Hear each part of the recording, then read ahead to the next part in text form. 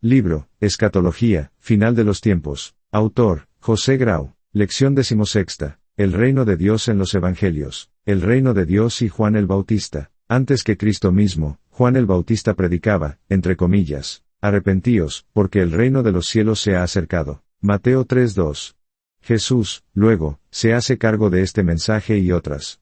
La expresión reino de los cielos, en el judaísmo contemporáneo de Juan y de Jesucristo, recogía la expectativa de un futuro en el que, mediante la intervención decisiva de Dios, Israel sería liberado de sus enemigos, y restaurado al lugar de prominencia entre las naciones.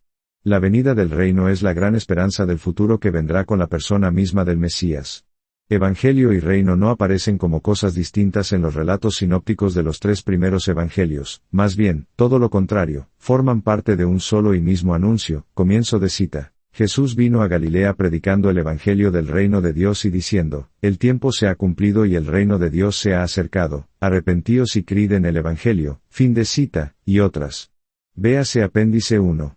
En tiempos de Cristo la esperanza escatológica había tomado diversas formas en el judaísmo rabínico. En unos prevalecía la idea nacional, en otros, el elemento cósmico o apocalíptico. Esta esperanza, desde luego, se remonta a los profetas del Antiguo Testamento, y se alimenta tanto de la restauración del trono de David como de la venida del Mesías para restaurar el estado de cosas del mundo caído. La soberanía real de Dios, compartida por su Mesías Rey, es uno de los conceptos clave de la fe y de la esperanza del Antiguo Testamento. Hay elementos prominentes en esta fe y en esta esperanza, basta comprobar el desarrollo de las profecías mesiánicas desde los más antiguos videntes hasta llegar a Isaías, a Jeremías o a la aparición del Hijo del Hombre en el libro de Daniel. Cuando Juan el Bautista, y luego Jesús mismo, proclaman que el reino está cercano, dicha proclamación fue entendida como algo verdaderamente, entre comillas, revolucionario, y lleno de significado universal. Era la proclamación de algo sorprendente, importante y decisivo para la historia del mundo. Hasta entonces, los judíos, y con ellos muchos, entre comillas, prosélitos, gentiles, habían estado esperando aquel momento crucial de la historia, la gran restauración de todas las cosas y otras. Fuere cual fuere la manera como unos y otros concebían ese momento crucial, el hecho es que Juan, primero, y Jesús después, anuncian a las gentes que ya ha llegado, que ya está aquí. Es, pues, muy importante, al estudiar el Nuevo Testamento, y particularmente la predicación que en él encontramos, tener en cuenta este elemento condicionante de la venida del reino. Así, en la predicación del Bautista, el juicio divino adquiere un relieve especial, ya que se da por supuesto que se trata de una realidad muy cercana. El hacha ya ha sido puesta en la raíz de los árboles. La venida de Dios como Rey es, sobre todo, una venida para purificar y juzgar, de la que nadie podrá evadirse. Tampoco servirán entonces los privilegios, ni siquiera pertenecer a la raza de Abraham. Al mismo tiempo, Juan predica de aquel que viene detrás de él y del cual se declara precursor. En vista de la venida del Señor, el pueblo hará bien si se arrepiente, y se somete al bautismo del arrepentimiento para perdón de pecados. Con ello evitará la ira que está próxima a venir, al propio tiempo que participa de la salvación que el reino trae en la persona del Rey y del bautismo del Espíritu, que por él será posible y otras. El reino en la enseñanza de Jesús. El aspecto presente del reino. La proclamación de Jesús sigue a la de Juan el Bautista, pero la profundiza y la extiende. Después de haber esperado durante mucho tiempo, y aunque había dado testimonio de él, el Bautista vaciló y tuvo sus dudas de si realmente Jesús era aquel que todos esperaban y otras. A partir de este momento se observan dos aspectos en los que la proclamación de Jesús difiere de la del Bautista. Mientras que Juan ponía el énfasis en el juicio y en el llamamiento al arrepentimiento, Jesús, sin restar nada a estos dos aspectos, añadía y colocaba como lo más significativo el hecho de la salvación que él trae consigo. En segundo lugar, Jesús anunciaba el reino no meramente como una realidad cercana que iba a aparecer en un futuro inmediato, sino como una realidad presente manifestada en su propia persona y ministerio. Entre los textos en que Jesús habla del reino como una realidad presente podemos enumerar los siguientes: Mateo 6, 9, 10 y otras.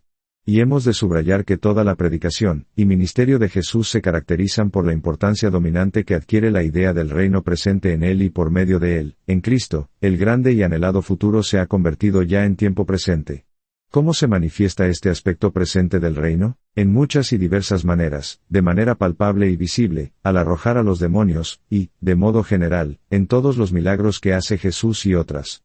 Al curar a los poseídos, es obvio que Jesús invade la casa, entre comillas, del fuerte, Y es capaz de dominarle, porque el reino de los cielos ha irrumpido en el dominio del maligno y otras. El poder de Satanás es así quebrantado, Jesús lo ve como un rayo que cae del cielo y otras. Como resultado de todo ello, no hay nada imposible para los que salen al mundo investidos con el poder de Jesús para ser testigos de su reino y otras. Toda la actividad milagrosa de Cristo es prueba contundente de que el reino ha llegado. Lo que los profetas y los hombres piadosos desearon ver y no vieron, el inicio de la gran eclosión de Dios mismo para salvar y conquistar, los discípulos de Jesús pueden verlo y oírlo y otras. Cuando el Bautista envía a sus discípulos a preguntar al Señor si Él es verdaderamente el que había de venir o si tenían que esperar a otro, Jesús no responde directamente, sino que los remite a Juan para que le enumeren los milagros que por doquier está ejecutando y en los cuales, de acuerdo con los profetas, el reino de Dios ya se está manifestando: ciegos que ven, cojos que andan, sordos que oyen, leprosos que son limpiados, muertos que resucitan y pobres a los que se les anuncia el Evangelio y otras. En la última de estas manifestaciones, el anuncio del Evangelio a los pobres, se hace igualmente evidente la inauguración del reino prometido por los profetas. En efecto, la salvación se anuncia y se ofrece como un don al alcance de todos, de los pobres de espíritu, de los hambrientos de paz y de justicia, etc., y esta salvación les promete que el reino es de ellos.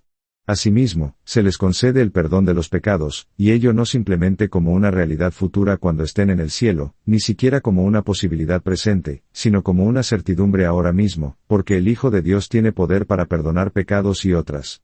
Como se deduce de lo anterior, todo lo que está ocurriendo se apoya en el hecho de que Jesús es el Cristo, el Hijo de Dios. El reino ha venido en Él y con Él. Jesús es la autobasileia, la autorrevelación del reino, porque es al mismo tiempo la autorrevelación del Mesías, el Hijo del Hombre, el siervo de Jehová. Es imposible interpretar estos dichos de Jesús en sentido exclusivamente futuro, como algunos han intentado, presentando al Mesías solo como un Mesías venidero. Por supuesto que queda un aspecto futuro en la obra del Redentor, pero no podemos olvidar que en los Evangelios la mesianidad de Jesús aparece como algo presente aquí y ahora. No solamente es proclamado como tal en el bautismo y en el monte de la transfiguración, el amado y único del Padre, sino que es investido con todo el poder del Espíritu Santo, y con la suprema y absoluta autoridad divina y otras. El Evangelio está lleno de sus declaraciones y pretensiones de autoridad absoluta e indiscutible. Él es el enviado del Padre que viene a cumplir todo lo dicho por los profetas. En su venida se cumplen las escrituras que los oyentes contemporáneos están escuchando y otras. Él no vino para destruir, sino para cumplir, para anunciar la venida del reino, para salvar, buscando a los perdidos, para servir y para dar su vida en rescate por muchos y otras. El secreto para pertenecer al reino es de aquellos que pertenecen a Cristo y otras. La persona de Jesús como Mesías constituye el centro de todo lo que el Evangelio anuncia concerniente al reino. El reino se concentra y se reduce a Cristo mismo, tanto en su aspecto presente como futuro. Aplicación para nosotros: el reino vino ya en Cristo. Ha venido y está viniendo. Lo que hoy vivimos es el momento que algunos definen como el, entre comillas, ya y todavía no, del reino. Vivimos, por lo tanto, inmersos en la realidad del reino que vino, está viniendo y vendrá para su consumación al final de los tiempos. Nuestra oración, siguiendo el modelo que nos dejó Cristo, debe ser: venga tu reino en los corazones de los hombres, ayúdanos a extender este reino tuyo para que así se cumpla tu voluntad. Hágase tu voluntad en la tierra como en el cielo. Esto es buena nueva. B. El aspecto futuro del reino. Queda un cumplimiento final del reino. Cierto que el reino se manifiesta aquí, y ahora por medio de la predicación y la vivencia del Evangelio, pero, al mismo tiempo, resulta evidente que el reino se proyecta sobre el mundo solo de manera provisional. De ahí que la proclamación de la actividad presente, por ejemplo, Mateo 11:6 y otras, sobre los ciegos que recobran la vista, los muertos que resucitan y los pobres a los que se anuncia el Evangelio, vaya seguida de la advertencia, entre comillas: bienaventurados los que no se escandalicen de mí. Punto. ¿En qué consiste este escándalo? En el carácter oculto del reino en nuestra época de espera hasta que llegue su culminación. Los milagros son todavía para nosotros, entre comillas, señales de otro orden de cosas muy distinto a la realidad presente, incluso comparada con la realidad del pueblo creyente. Todavía no ha llegado el tiempo en que los demonios sean arrojados definitivamente a las tinieblas eternas y otras. El Evangelio del reino es todavía una semilla que se siembra. En la parábola del sembrador, la semilla crece en secreto al mismo tiempo que la cizaña en medio del trigo. El grano de mostaza y la levadura quieren igualmente ilustrar este aspecto escondido del reino, al tiempo que su realidad presente entre nosotros hoy, pero esta realidad es provisional y aguarda una manifestación más total y completa en el futuro. En un sentido, solo en un sentido, pues las realidades que trae Cristo por su Evangelio, y por el Espíritu Santo que nos es dado son bendiciones trascendentales, nos encontramos, como el pueblo de Israel, viviendo dentro de la realidad del reino, pero esperando su manifestación plena. Ahora bien, en comparación con los creyentes del Antiguo Testamento, nosotros vivimos ya esa manifestación, aunque solo en su fase inicial. No esperamos algo totalmente nuevo en lo interior, pues las facilidades del reino son ya una bendita realidad en nuestro corazón. C. La triple dimensión del reino. Con el objeto de ilustrar a sus discípulos, Jesucristo explicó varias parábolas del reino en las cuales se percibe esta realidad misteriosa y oculta. Es el mismo Hijo de Dios, y esto hace de la presente dispensación algo nuevo respecto del Antiguo Testamento, investido de todo el poder del Padre, quien siembra la palabra de Dios, y envía su Espíritu Santo a los corazones. Y será el mismo Hijo de Dios, Hijo del hombre al mismo tiempo, el que vendrá en su segunda venida sobre las nubes del cielo. Lo oculto del reino se manifiesta todavía en otros aspectos. Por ejemplo, el reino es de un rey que viene en forma de esclavo, los pájaros tienen nidos, él no tiene donde reclinar la cabeza. Para obtener la soberanía en todo y sobre todo, debe antes darse y darlo todo. Luego recuperará con creces lo que es suyo por derecho divino y por derecho de conquista.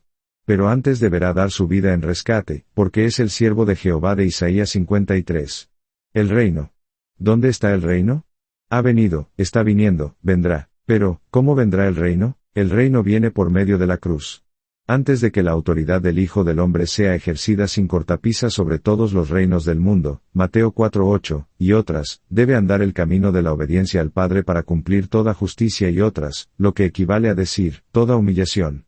La manifestación del reino tiene su propia historia dentro de la historia de este mundo. El reino debe ser proclamado a toda criatura, y esta proclamación es su historia. Como la maravillosa simiente, debe ser sembrada la semilla de la palabra, pero nadie sabe cómo crecerá y otras. El reino es misterioso, oculto, humilde y silencioso, pero eficaz. Se trata de una fuerza interior que se abre camino en medio de todos los obstáculos y los vence a todos. Estos obstáculos le salen al paso porque el campo donde se hace la siembra es el mundo y otras. El Evangelio del reino deberá ser oído en todas partes y otras. El Rey del reino es también el Señor del Espíritu. Su resurrección inaugura un nuevo tiempo, una época en la que la proclamación del reino, y del Rey abarcará la totalidad del orbe, y se extenderá hasta los confines de la tierra.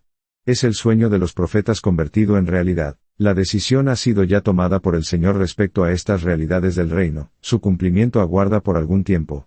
Las fronteras de este reino no son paralelas a las fronteras de Israel, ni siquiera coinciden con las etapas de sus historias respectivas. El reino abraza todas las naciones, y llena todas las épocas hasta el final del mundo.